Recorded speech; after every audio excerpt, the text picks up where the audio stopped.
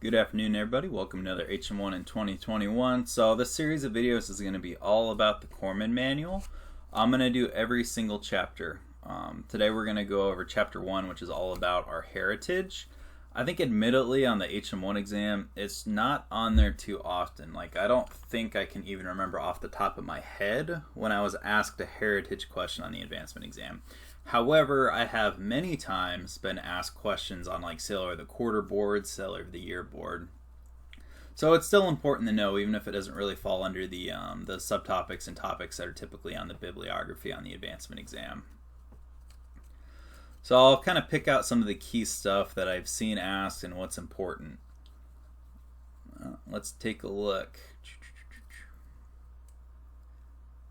See, so cockpit or sick bay is where the injured people would be taken.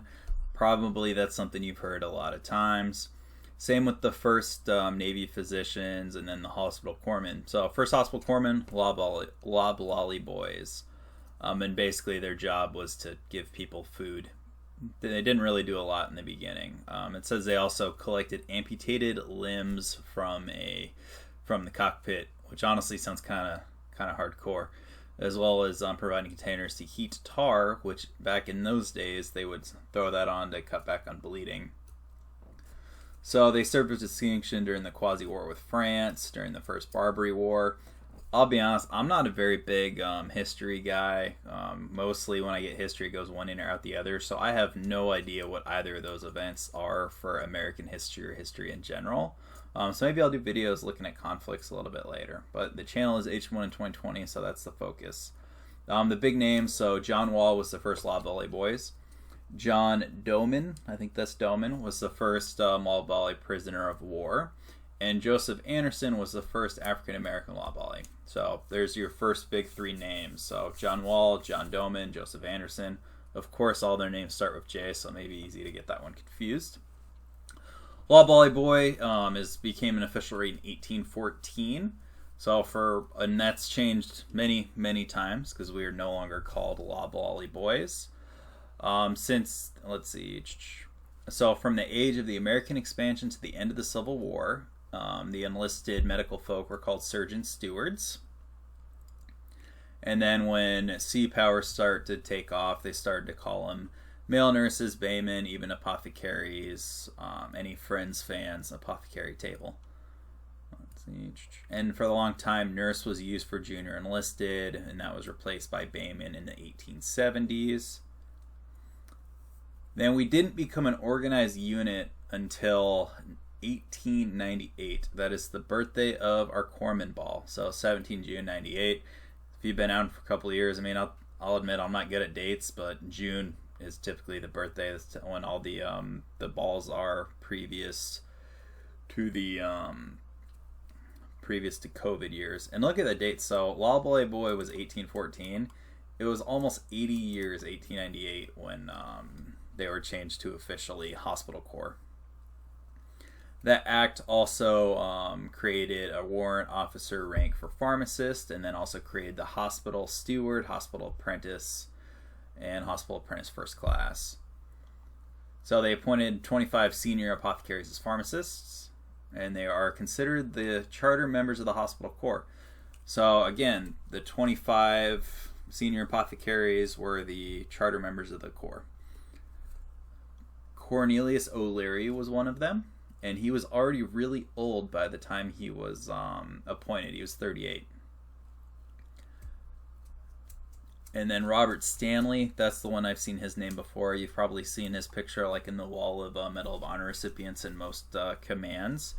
He was the first of 22 hospital corpsmen to be awarded the Medal of Honor. I think it's higher than 22 now. If you look, like, this Corps manual was back in 2010. I hope they revise it eventually. So some of the information, I mean, at least in the last 10 years, I hope another corpsman got the Medal of Honor. I'd have to look it up. But off the top of my head, I think there was one since 2010. I think it was relatively recently. If I remember right, it was like a Spec Ops chief or something. Let's see. So World War I. At this point, the book kind of goes apart some of the different accomplishments. So World War I, 1916, is when the current rank system was created, where the rates were hospital apprentice, hospital second class, hospital first class, pharmacist mates, and chief pharmacist mate. And then back then they all had a Red Cross instead of the Caduceus, which is what we have now. And World War I is when Corpsmen started to go with Marines. A bunch of people died, a lot of awards. I don't think the number of awards are important because those can change if more people got them. World War II is where the wave started, which was the women accepted for volunteer emergency service. And there was a couple hospitals, and that was 230 enlisted women, which mostly did admin / stuff. Let's see, World War II, there was a bunch of Medal of Honor recipients, 15. I think that number's kind of interesting. I don't know if it's super important for knowing, but I think it's a really interesting like frame of reference for like cultural changes. Like World War II, 15 out of the 22, again 22 as of 2010, which is when this was last revised, 15 out of the 22 were awarded during World War II. So that shows like that's where a lot of like the cool stuff that Corpsmen did, or cool stuff / seriously mortality related stuff, because most Medal of Honor recipients, to my knowledge, aren't alive. I think it's posthumous for most of them because they do a lot of super hardcore stuff. Let's see, a lot of awards, 800 awards. There's the Iwo Jima, John Bradley. I'm aware there was like the recent controversy a few years ago about what John Bradley did or didn't do, but according to our books, he was there for the flag. And it was symbolized at the Marine Corps War Memorial. Let's see. So 1948 is again when the hospital corpsman thing changed to recruit, apprentice, hospitalmen, 3rd class, 2nd class, 1st class, and chief. And that is also when it was changed from the Caduceus. I'll probably do another video about the Caduceus, because for those of you that have heard me go on my rants in person, I think it's really fascinating that the Caduceus is our medical symbol, because the Caduceus actually has nothing at all to do with medicine. It's the Caduceus was the staff of Hermes, and the real medical symbol is the rod of Caduceus, which is the one that's like the EMT symbol. That is the technically correct medical symbol. The Caduceus is all about commerce and the staff of Hermes. So I might do another video on that one, because I think that part of culture is really interesting, because to this day I have yet to meet a single person that can tell me why our symbol is the Caduceus, aside from the fact that they think they're actually talking about the rod of Caduceus. Let's see, we were in the Korean Peninsula, we were in Vietnam.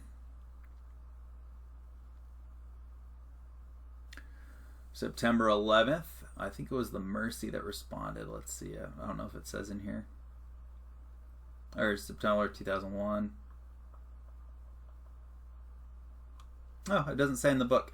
I'm pretty sure it maybe it was the Comfort, because I think the Comfort's on the West Coast, the Mercy's on the Comfort's on the East Coast, the Mercy's on the West Coast, I think. But I know one of the hospital ships deployed to September 11.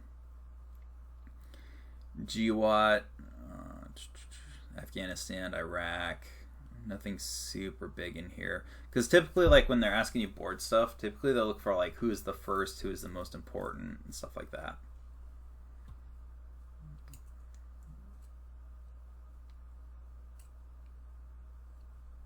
So the Corpsman Up phrase, that happened in 2004.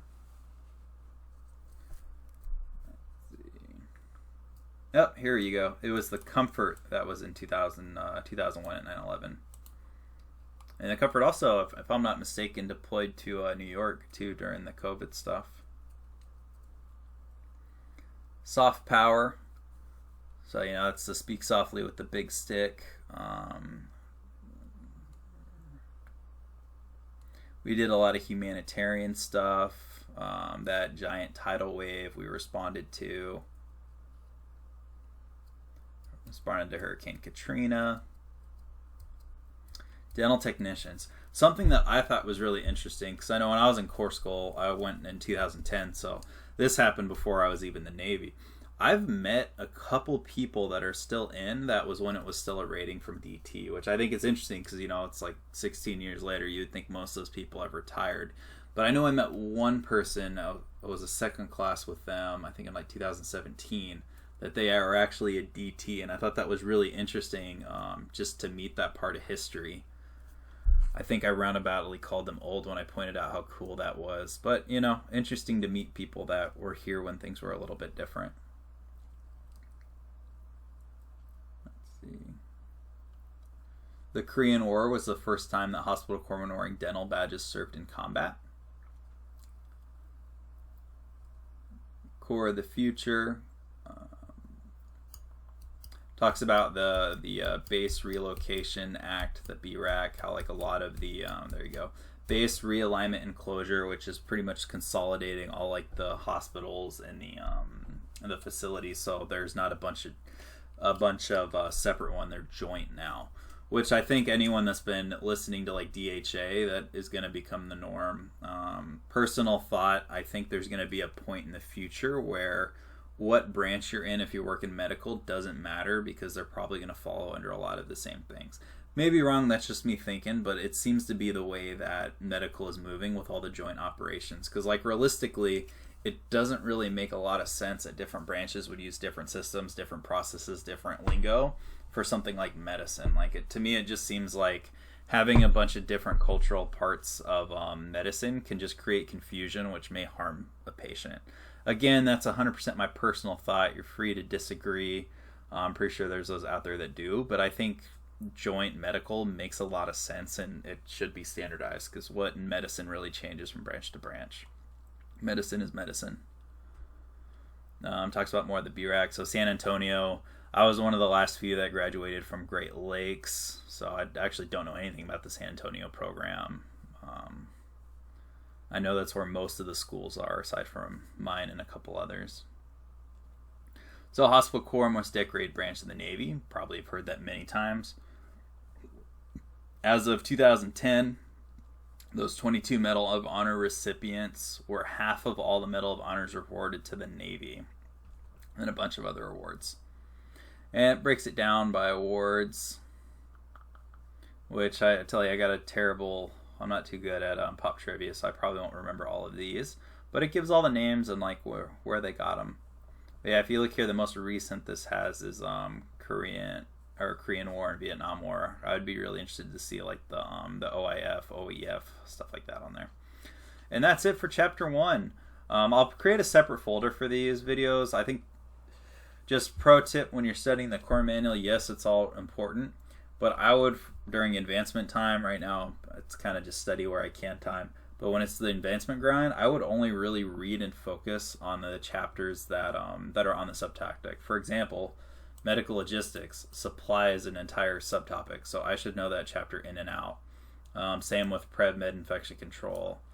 Same with the actual physical medical care, nutrition, DCSS services, so radiology, pharmacy, clinical lab, the OR questions, which I think would probably fall, or yeah, disinfectation and sterilization. I think there's always a bunch of like what chemicals you use to clean and stuff. And then decedent affairs. Decedent affairs is brutal, man. That's one just to know, which is interesting because like if you look from bib to bib, typically decedent affairs only wants like one chapter, and it's a really big manual. But most of the information tends to be from the Corpsman Manual. So it's good to read both, but like the Corpsman Manual chapter is way bigger than whatever you'll probably have to read on the bib for the actual instruction.